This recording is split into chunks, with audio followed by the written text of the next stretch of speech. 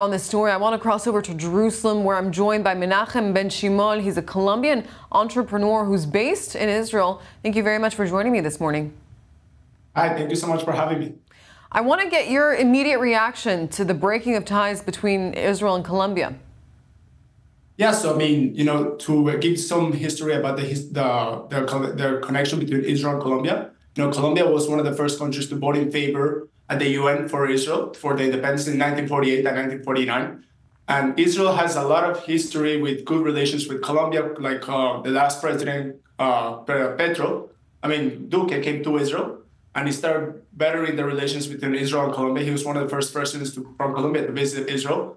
And there's so many great relations that these two countries had. So what Petro did and his decision does not represent the people of Colombia, it just represents his own decisions and his ideas. I know I can take it a step further as a Colombian. Most people do not like his ideas and what he represents. So as you mentioned, it's quite a surprisingly move, especially given Israel's and Colombia's great ties until now. How is the public reacting to this decision?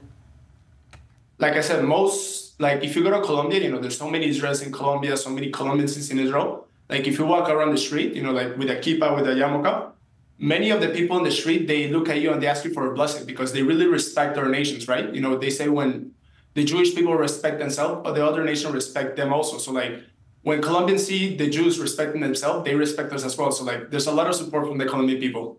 Just a week ago, there was a mass anti-government protest of some 250,000 demonstrators in Colombia against President Petro's economic and social reforms. Explain to us a little bit more about why the public is so frustrated with him.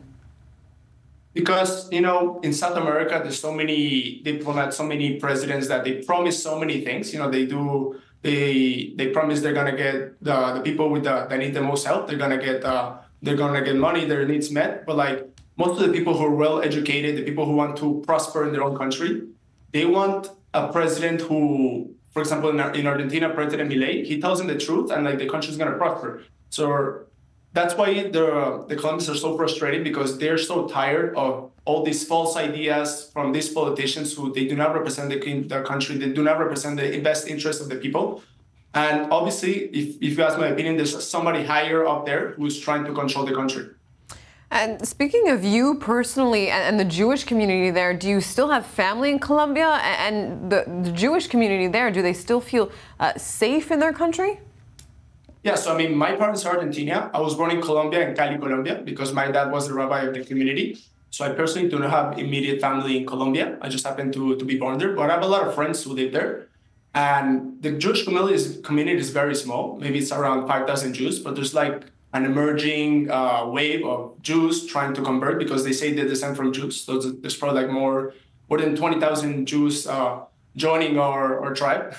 So the community is kind of thriving, but for most of my friends, for example, they're looking for new opportunities in Miami, in Panama, in Israel because of assimilation, right? It's very hard to find a Jewish partner in Colombia, so they're moving elsewhere, not only because of the economic, and the safety of the country, because of their own religious tie as well.